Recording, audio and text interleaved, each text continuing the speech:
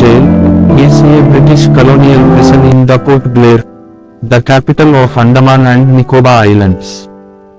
To go to this place from India we have two options: one aviation flight and C voyage ship. Both options through Chennai, Kolkata and Visakhapatnam only. This prison was used by the then British government of India for the purpose of exiling criminals and political prisoners. It is the place for cruel and unhuman treatment for the rest of their life. Many notable independence activists like Veer Savarkar, Dasgupta, Diwan Singh Kalepani, Yogendra Shukla, Her Krishna Konar, Badukesar Dutt, S.C. Chatterjee, Sohan Singh, Shiv Verma, Alama, Kairabadi, and others were imprisoned here during the struggle for India's independence. It is nothing but living hell. Today, this complex is modified as a National Memorial Monument of India. Daily, a large number of tourists from different nations are visiting. Let us see what is there and know something what was happened that time.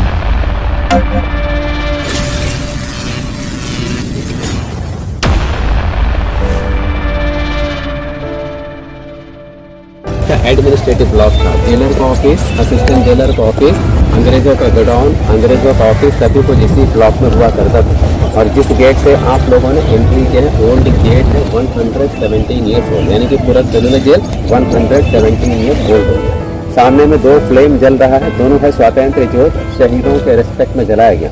पहला का opening ceremony 2004 अगस्त 9, उस समय के petroleum minister Manishankar Iyer जी के द्वारा किया गया। 24 hours जलता रहेगा। सेकंड जोत का ओपनिंग सेरेमनी 28 मई 2016, उस समय के पेट्रोलियम मिनिस्टर धर्मेंद्र प्रधान जी के द्वारा। और दोनों में जितने भी एलपीजी गैस सिलेंडर यूज होता है Indian oil corporation free gift करता है। लगभग 48 सिलेंडर पर मंथ यूज होता है 24। उसके पीछे देखिएगा प्लेटफॉर्म है, आगे एक स्तंभ है, उसको बोलते हैं शहीद स्तंभ, मार्टियर्स कॉलम। 1857 से लेकर 1938 के बीच में जितने भी फ्रीडम फाइटर्स शहीद हुए सभी की स्मृति में तैयार किया। ओपनिंग सेरेमनी 23 फरवरी 1985, उस समय के प्रेसिडेंट ज्ञानी जेल सिंह जी के द्वारा। ब्रिटिशर्स के समय में इसी जगह पे फ्रीडम फाइटर्स के लिए हॉस्पिटल भी था, वो हॉस्पिटल टूट गया और वहीं पे शहीद स्तंभ बन गया। और ये पीपल का ट्री मोटा वाला, ये काफ़ी ओल्ड पीपल ट्री है।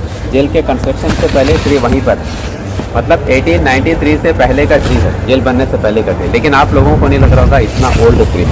और नाइट में जो शो होता है लाइट एंड साउंड, उसमें यही ट्री विटनेस के तौर पर स्टोरी सुनाता है। फ्रीडम फाइटर्स आए थे, क्या क्या टॉर्चर ब्रिटिशर्स ने किए हैं, आशीष विद्यार्थी की वॉइस में स्टोरी सुनाता है, फिल्म एक्टर है। तो जून 28, 1998 एक साइक्लोन में ये पेड़ जड़ से उखड़कर गिर गया। ये लाइट एंड साउंड की ओरिजिनलिटी को बनाए रखने के लिए उसी ट्री को काट करके फिर से वहीं पर रीप्लांट कर दिया। तो उसका ही एक ब्रांच है जो बड़ा हो रहा है, इसलिए ट्री न्यू लग रहा है, क्योंकि 100 ईयर्स पेड़ काफ़ी बड़ा रहेगा, लेकिन है वो ओरिजिनल ट्री का ही ब्रांच। आगे पे 2 रूम है, दोनों ओरिजिनल रूम है। फ्रीडम फाइटर्स के लिए किचन था, उनका खाना जो है यहीं पे बनता था। अब इसको ऑफिस बना दिया, उसके अंदर पहले का कुछ भी नहीं। उसी के आगे है गैलोस, फांसी घर, जहाँ पे फांसी देते थे। हम शुरुआत वहीं से करेंगे।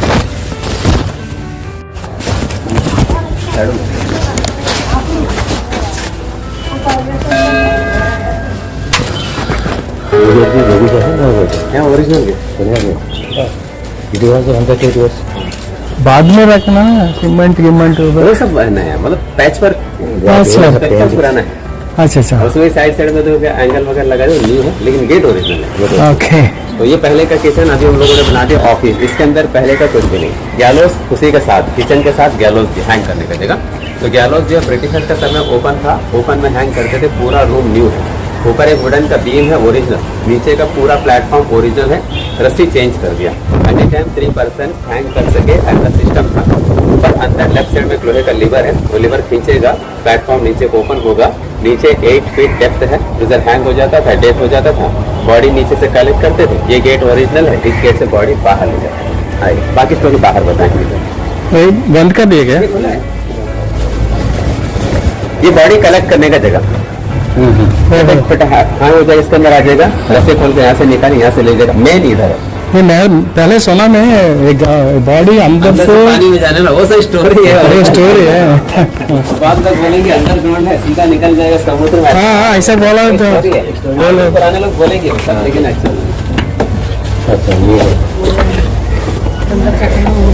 రస్సీ నయా है తగిలించి చక్ర ఓపెన్ చేశారు. है लेफ्ट साइड ఇక్కడ తాడు తగిలించి చక్ర ఓపెన్ చేశారు. సముద్రంలో లేదంట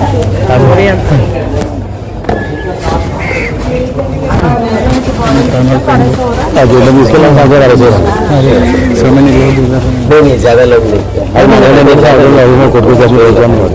ఇది ఎప్పుడు నైట్ వాడేసేవారు తీసుకెళ్ళి అది ఎవరు చూసినట్టు जो वाल है वाल भी पहले नहीं था, ये वाल बात का बनाया गया।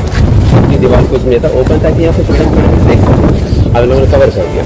तो सल्लू जेल के फांसी कर दो, किसी पॉलिटिकल फ्रीडम फाइटर को हैंग किया गया ऐसा हमारे पास कोई प्रमाण नहीं है, क्योंकि हैंग करने के लिए किसी को अंडमान नहीं जाते थे। इंडिया में जेल थे, वहीं पे हैंग करते थे। अंडमान जो फ्रीडम फाइटर्स आते थे मैक्सिमम लाइफ टाइम इम्प्रिजमेंट, आजीवन कारावास वाले फ्रीडम फाइटर। फिर आने के बाद में पॉलिटिकल फ्रीडम फाइटर्स का टॉर्चर में डेथ हुआ था, बीमारी से डेथ हुआ था, फोर्स फीडिंग से भी डेथ हुआ था। फोर्स फीडिंग तब करते थे जब फ्रीडम फाइटर हंगर स्ट्राइक करते थे। हंगर स्ट्राइक को विड्रॉ करने के लिए पहले मुंह से खिलाते थे, खा नहीं रहा तो हाथ पांव बांध करके नाक से ट्यूब डाल करके पंप के द्वारा लिक्विड खिलाया गया, चावल का मांस और मिल्क। उस वजह से 10 डेज के अंदर में 3 फ्रीडम फाइटर्स का डेथ हुआ था, महावीर सिंह, मोहित मोइत्रा, मोहन किशोर नामदार। थैंक उन्हीं को किया जो अंडमान आने के बाद फिर से यहाँ पे किसी ब्रिटिश ऑफिसर को मारा हो, सिपाही को मारा हो या फिर जेल तोड़ करके भागने की कोशिश की, उनके ऊपर फिर केस चलेगा, उसके बाद में फैसला होगा हैंग करो तो यहाँ पे हैंग कर देंगे। कितने लोगों को हैंग किया इसका भी कोई रिकॉर्ड नहीं। और चलो जब ऐसे जो बिल्डिंग थे 7 बिल्डिंग्स में टोटल सेल्स थे 693, सब सेम सेल, लेकिन इस बिल्डिंग का नीचे का 4 सेल इसको सेपरेट करके रख दिया। उनके लिए है जिनको फांसी की सजा सुना देते थे, और उनको तब तक रखते थे जब तक गवर्नर जनरल का ऑर्डर नहीं होता था हैंग करने का, यानी कि डेट फिक्स होने तक रहेगा भाई। जिस दिन फांसी का डेट फिक्स हो गया, सामने देखिएगा व्हाइट कलर का प्लेटफॉर्म है, ये ओरिजिनल है। मॉर्निंग प्रिजनर को यहीं पिलाते थे, स्नान करवाते थे, रिलीजन के हिसाब से प्रेयर करवाते थे, और लास्ट विश यहीं पे पूछते ऐसा।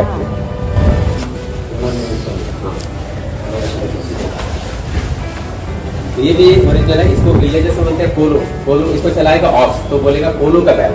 हाँ। तो यहाँ पे लेकिन ऑक्स नहीं चलाएगा, प्रिजनर चलाएगा। तो इस बिल्डिंग के लिए जो फ्रीडम फाइटर वो यहीं पे काम करेंगे, और सभी को एक ही काम नहीं मिलेगा, जेल से बाहर भी काम होगा, जंगल साफ, फॉरेस्ट कट करना है, रोड बनाना, बिल्डिंग बनाना, मिट्टी काटना, सारा काम प्रिजनर से करवाएंगे। तो जिनको यहाँ पे काम मिलेगा उनको पनिशमेंट भी मिलेगा, क्योंकि यहाँ पे ऐसा काम था जिसे वो कर ना पाए, और हमेशा पनिशमेंट मतलब हार्ड टारगेट देते थे जिसे कंप्लीट न कर पाए।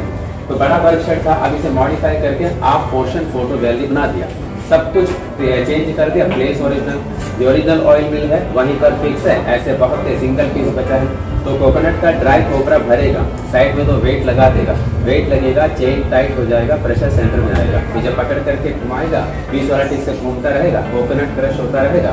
अंदर एक पाइप होता था, गड्ढे में आयरन का बॉल रखेंगे, ऑयल उसमें कलेक्ट होता रहेगा। 1 डे में 1 फ्रीडम फाइटर को 30 पाउंड कोकोनट ऑयल निकालना पड़ता था। मस्टर्ड ऑयल निकालने देंगे तो 10 पाउंड्स पर डे, जो दिन भर में ऑक्स नहीं निकाल पाते थे। जब ऑक्स नहीं निकाल पाते थे दिन भर में, इतना तेल प्रिजनर कहाँ से निकालेंगे। कुछ फ्रीडम फाइटर इसे चलाते चलाते थक जाते थे, और कुछ चलाने से इनकार करते थे, काम नहीं करेंगे, तब ब्रिटिशर्स उनका हाथ पकड़ करके उस पाइप के साथ रस्से से बांधते थे। जब वो नहीं चला पाते थे पीछे से चाबुक से मारते थे। काफी फ्रीडम फाइटर ये काम करने के बाद बीमार पड़ जाते थे, कुछ का मानसिक संतुलन बिगड़ जाता था, कुछ का डेथ भी हो जाता था। इसका टोटल वेट 150 किलो था। अच्छा काम किया तो पनिशमेंट कम हो जाएगा। अरे नहीं कर सकता है, बाहर का काम भी, बाहर का काम में क्या है, मतलब कोटा फिक्स नहीं है, अंधेरा होने से पहले लेकर के इधर आ जाएंगे। हाँ। कोटा फिक्स है, जेल के अंदर जो काम है कोटा फिक्स कर दिया, करना ही पड़ेगा, रात को करना नहीं पड़ेगा करेगा तो पनिशमेंट। फिर ये बताएंगे। फर्स्ट हमने देखा ओरिजिनल ऑयल में, यहाँ पे है आर्टिफिशियल, किस तरह से ऑयल में को चलाते थे दिखाया गया। और यहाँ पे फ्रीडम फाइटर बैठ करके कोकोनट का छिलका निकालेगा, इसको हैमर से कूटेंगे, सॉफ्ट हो जाएगा, बाहरी छिलके को हटा देंगे, अंदर का जो ऑयल होगा इसको पानी में भिगोते थे, ये जब मॉइस्चर हो जाता था फिर बाहर निकालेंगे, कूटेंगे, उसको सुखाकर इसमें रोल करेंगे, तो बनेगा रस्सी बनाने का काम किसी भी फ्रीडम फाइटर को देता था। तो इवनिंग तक उनको 4 पाउंड रस्से तैयार करने, शाम में अंग्रेज बैठेंगे तौलने के, जिनका 4 पाउंड हो गया पनिशमेंट नहीं, जिनका नहीं हुआ उनके लिए भी पनिशमेंट, जिनका रस्सी गीला रहेगा उनके लिए भी पनिशमेंट होगा। अरे मशीन ओरिजिनल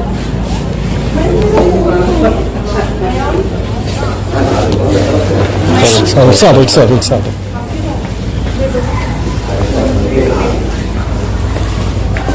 Oh.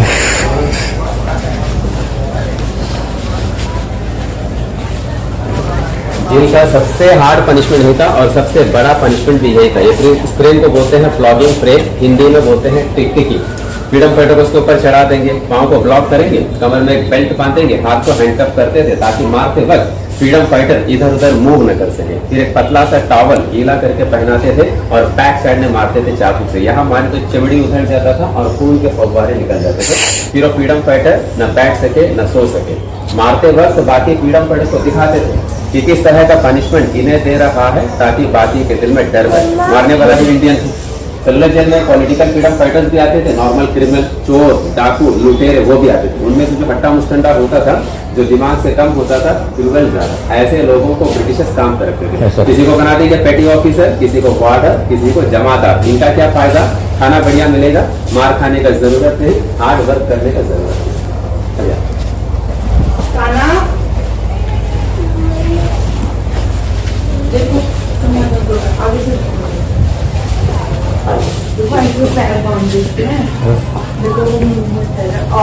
इसमें कुछ भी ओरिजिनल नहीं है, सभी मॉडल है। जो फ्रीडम फाइटर फर्स्ट टाइम अपना वर्क कंप्लीट नहीं कर पाते थे, उनको 1 वीक के लिए सेल के बाहर वॉल में एक लोहे का रिंग लगा होगा, उसमें हैंडकफ में रखेंगे ऐसे, उसको खड़ी हथकड़ी बोलते हैं। 1 डे में 8 आवर ऐसे ही रहना है। नेक्स्ट पनिशमेंट 2 डेज के लिए ये गनी बैग का ड्रेस भी पहनना है। ये पहनने से गर्मी ज्यादा लगेगा, टीचिंग होता रहेगा। Uniform, kurta, half pant, white cap, neck में डालेगा आयरन रिंग, आयरन प्लेट का आइडेंटिटी लिखा होता था। कितने ईयर से कितने ईयर का इम्प्रिजमेंट मिला है, जेल का number. 3 types of punishment fitter. Chain fitter जिनको पहनाते थे पनिशमेंट के लिए 1 ईयर, इसमें ज्यादा डिफिकल्टी नहीं। कमर में चेन है इसलिए हैंड फ्री है, फ्लेक्सिबल चेन है, पाँव इधर उधर मूव कर सकता है लेकिन चलते वक्त वेट रहेगा पाँव। सेंटर वाला है बार फिटर 6 मंथ। चलते वक्त बार पकड़ करके चलो, काम करते वक्त बार छोड़ दो, फिर जब चलो तो बार पकड़ करके ही चलो, नहीं पकड़ेगा चल ही नहीं पाएगा। डेंजर फ्रीडम फाइटर के क्रॉस है, इसको डंडा बेड़ी भी बोलते हैं। सबसे 10 डेज के लिए डिफिकल्टी इसी में ज्यादा है। 100 रॉड लगा दिया, पाँव डिस्टेंस में ही रहेगा, ऐसे ऐसे ही चल रहा है। जब से चल नहीं पाते थे, बैठ नहीं पाते थे, तो हर फ्रीडम फाइटर्स के पाँव में घाव भी हो जाता था क्योंकि चलते वक्त रॉड उनके पाँव से खींचता था। बाहर चलेंगे जेल में। फ्रीडम फाइटर्स के लिए टॉयलेट बाथरूम, दिन भर बाहर काम करते थे, टॉयलेट बाथरूम का यूज कर सकते थे। कुछ फ्रीडम फाइटर को सेल के अंदर काम करते थे, उनको दिन में 3 टाइम बाहर आने चाहिए टॉयलेट बाथरूम। इवनिंग 6 से मॉर्निंग 6 सभी को लॉकअप में रखते थे, अंदर कोई टॉयलेट नहीं। सभी को क्ले का पॉट थे, जो भी करो पॉट में करो, रात भर बदबू में रहो, नेक्स्ट डे स्लीपर क्लीन करके बाहर। खाना खाने के लिए आयरन का प्लेट, दाल चावल रोटी सब्जी उतना ही देते थे कि जिंदा रहे, पेट भरने के लिए। ड्रिंकिंग वाटर दिन में 2 टाइम्स ही मिलता था, वो भी क्लीन वाटर, और नाइट में कोई लाइट नहीं, डार्क रूम में रहते थे। सोने के लिए वुडन का बेड मिलता था। बेड का वेट कितना रहेगा, हाइट इतना रहेगा, लेंथ 6.5 फीट, एक बेड एक ब्लैंकेट सभी को मिलता था। अब सुनिए अंडमान को काला पानी किससे बोलते हैं? काला पानी है काल और पानी है शब्द से। काल संस्कृत वर्ड है, इसका मतलब होता है समय, टाइम, यानी कि वही प्रेसिडेंट अंडमान आ गया, समय को ज्यादा काल के मतलब से पानी यदि कोई तो कहाँ तक आसपास के वहाँ जाते थे, जो ट्राइब होते थे आदिवासी उनको मारते थे। जंगल में खाना भी नहीं मिलता था, मलेरिया पकड़ करके वैसे ही मरते थे। ब्रिटिशर्स सर्च करके पकड़ते थे तो उनको हैंड कर देते थे। इस वजह से अंडमान से कोई भाग नहीं पाया और इसी वजह से अंडमान काला पानी के नाम से जाना जाता है। काल पानी बोलते बोलते हो गया काला पानी, मीनिंग बदल गया। अब लोग सोचते हैं कि ब्लैक वाटर है, लेकिन ब्लैक वाटर नहीं, काल पानी। काल का मतलब और अंडमान ने प्रिजनर को भेजना स्टार्ट किया था ब्रिटिशर्स ने 10 मार्च 1858। इस समय उन लोगों को रखते थे वाइपर आइलैंड। वाइपर आइलैंड सी के बीच एक सेपरेट आइलैंड, इस डायरेक्शन में अंडमान का फर्स्ट जेल ब्रिटिशर्स ने वहीं पर बनाया था 1867। लेकिन अब वहाँ पे कोई जेल नहीं है, सब कुछ टूट गया। फांसी घर गैलोज बचा है, गार्ड रूम बचा, बाकी मैक्सिमम टूट गया। और उस गैलोज में हैंग किया गया था शेर अली जी को।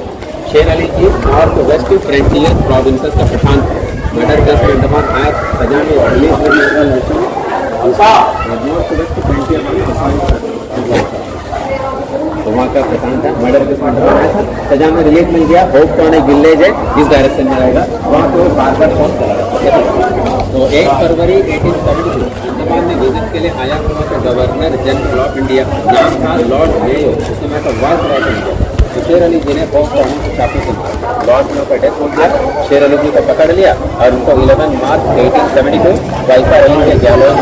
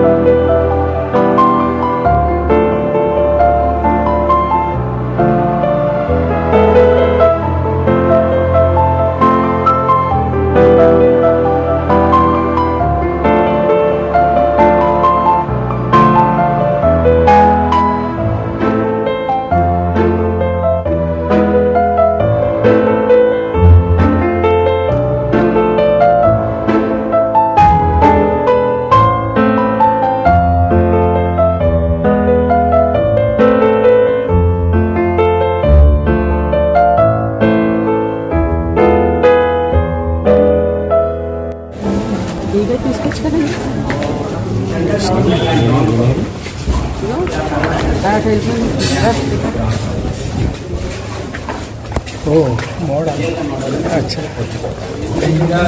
बिल्डिंग होता है, कुछ बिल्डिंग बड़ा है, वो उनका प्लान था, मतलब ऐसा उन्होंने बनाया था कि ऐसा बने जेल जिसका मैक्सिमम हिस्सा जो सी के नजदीक होना चाहिए, और जो सी के नजदीक था स्लाइडिंग एरिया था, लैंड कम था, इस वजह से लेंथ कम कर दिया, जहाँ पे लैंड ज्यादा वहाँ पे लेंथ ज्यादा कर, इसके लिए कुछ छोटा कुछ बड़ा दिखता है। इस जेल को बनाने का जो इंजीनियर था उनका नाम था मैकलेन, और सल्ले जेल को बनाना स्टार्ट किया था 1893, कंप्लीट किया था 1906, 13 ईयर्स लगे। अंग्रेजों का प्लान था 3 ईयर्स बनाने का, उनका एस्टिमेट था 5,17,352 लेकिन बनते बनते 13 ईयर्स लगे और कॉस्ट बढ़ गया 7,83,994 13 मिलियन ब्रिक्स यूज किया था, 3 करोड़ ब्रिक्स अंडमान में तैयार, बाकी मटेरियल बर्मा। जब जेल बना साइकिल वेल की तरह 7 बिल्डिंग थे, 693 सेल्स, 1 रूम का length 13.5 feet, width 7.5 feet, height 10 feet, ventilation भी है बैक साइड 8 फीट ऊपर, ताकि फ्रीडम पेड अंदर से बाहर देख और हर बिल्डिंग कर सकते हैं, एक बिल्डिंग का फ्रंट है तो दूसरे का बैक है, ताकि दोनों बिल्डिंग के बीच कम्युनिकेशन आ रहा है। और 7 में सारी चीज़ें 3 ब्लॉक बन गए, 1 है 7 है 6 है, 4 ब्लॉक टोटली डैमेज हो। जैसे 1941 अंडमान में अर्थ को क्या मेन क्या टूटा, वाच टावर का टॉप, उसके बाद जेल का मेंटेनेंस 1942 से 45, सेकेंड वर्ल्ड वार में अंडमान में जापानी ने ऑक्युपाइड किया था 3.5 ईयर, तब उन लोगों ने क्या किया, जो टूटा हुआ ब्लॉक है इसमें से काफ़ी ट्रिक्स निकाल करके अपने काम में यूज़ किया। फिर आफ्टर इंडिपेंडेंस के बाद 1964 जेल का जो पार्ट रहने लायक नहीं रहा, खराब हो गया, उसे डिमोलिश करके वहाँ पे हॉस्पिटल चला, जो आज अंडमान का सबसे बड़ा हॉस्पिटल है। और अभी हम लोग खड़े हैं वाच टावर, इसी टावर के नीचे ग्राउंड फ्लोर पे खड़े हैं। टॉप पर रहता था एक गार्ड, ऊपर से बाउंड्री वाल वाच करता था, उसके अलावा 21 separate security guard day night watch करता था। फोटोज ले लीजिएगा, फिर हम लोग सेकेंड फ्लोर पे चलेंगे। अच्छा, अलग अलग प्लेसेस।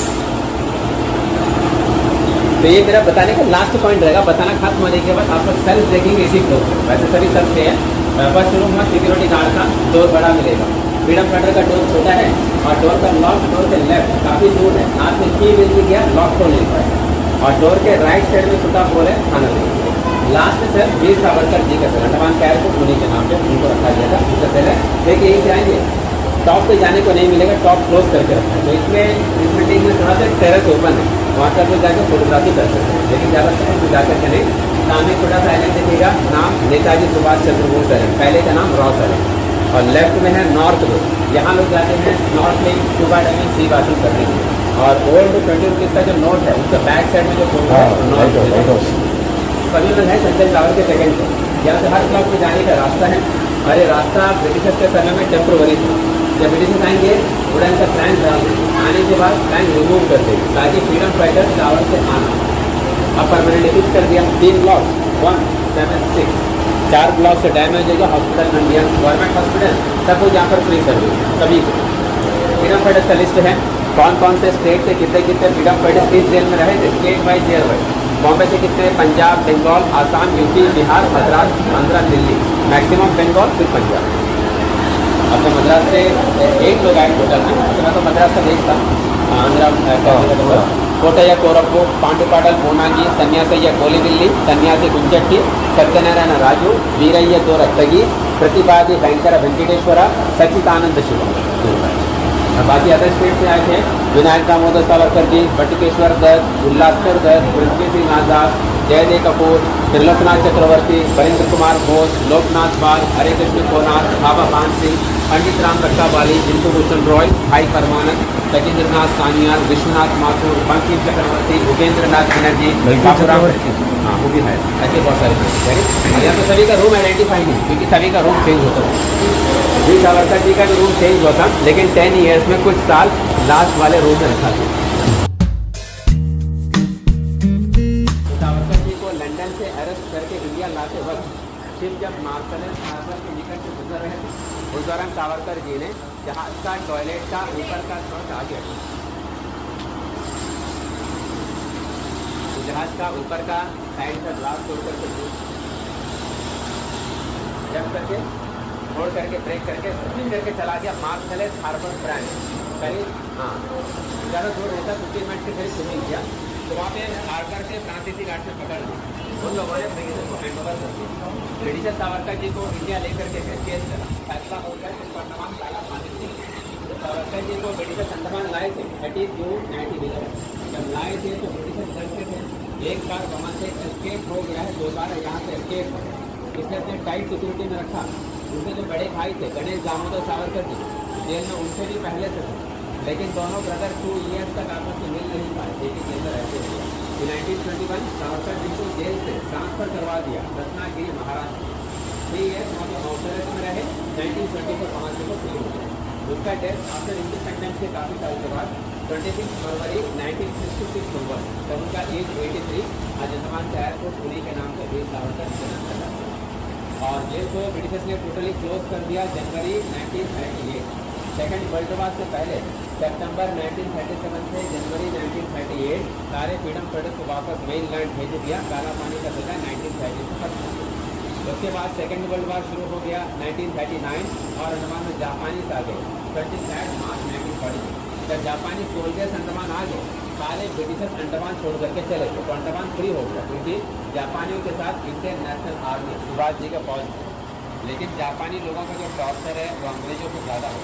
जो 1858 में जिन सोल्जर को ब्रिटिशर्स ने अंडमान में भेजा था उनको तो लोगों ने यही तो सेटल किया था रहो यही तो उनके जनरेशन में कुछ पढ़े लिखे लोग थे, INA के मेंबर भी थे, इंडियन इंडिपेंडेंट लीग के मेंबर भी थे। जापानी क्या सोचते थे इनमें से कुछ लोग अंग्रेज़ों के साथ मिले हुए यहाँ पे जासूसी कर रहे हैं। जासूसी के केस में बहुत फ्रीडम फाइटर को जेल में बंद किया, खूब टॉर्चर किया और बहुतों को जेल से बाहर ले जा करके शूट भी कर दिया। उसी दौरान नेताजी सुभाष चंद्र बोस जी अंडमान आए थे विजिट के। नेताजी INA के सुप्रीम कमांडर थे, उनका अंडमान का 3 डेज का विजिट दिसंबर 29, 30, 31, 1943। 30 दिसंबर 1943 सुभाष जी ने जेल का विजिट भी किया था और यहाँ से लौटने के बाद लगभग 500 मीटर की दूरी पर एक स्थानक पर पास में अंडमान क्लब वहीं पे नेताजी सुभाष चंद्र बोस जी ने देश का पहला तिरंगा झंडा फर्स्ट इंडियन फ्लैग होस्ट किया था। और अंडमान निकोबार द्वीप समूह को उन्होंने 2 नाम भी दिया। अंडमान का नाम रखा शहीद द्वीप, निकोबार का नाम रखा स्वराज द्वीप। आज भी दोनों नाम प्रधानमंत्री मोदी जी ने आगे से नील और सार्थक कर दिया। नील का नाम रख दिया शहीद, अकबर का नाम रख दिया स्वराज और शहीद का नाम नेताजी के नाम रख दिया।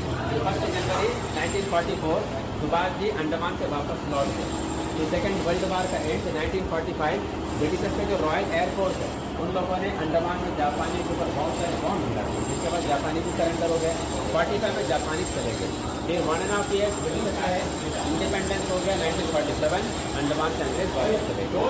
और 1858 में जितने जो जितना अंडमान भेजा था ब्रिटिश जो भी हो पॉलिटिकल हो नॉर्मल क्रिमिनल हो आने के बाद सिस्टम ये था जो एक बार अंडमान आ गया सजा कंप्लीट हो सजा में रिलीफ मिले उसके बावजूद उनको मेन लैंड वापस नहीं भेजते, उनको अंडमान में सेटल कर देंगे, जमीन देंगे, खेती बाड़ी करना, यही रहना, टॉर्चर नहीं करेंगे। बस अंडमान के जो लोकल्स हैं उनका ही जनरेशन, वाले मैक्सिमम वापस लौट गए, कुछ परिवार अंडमान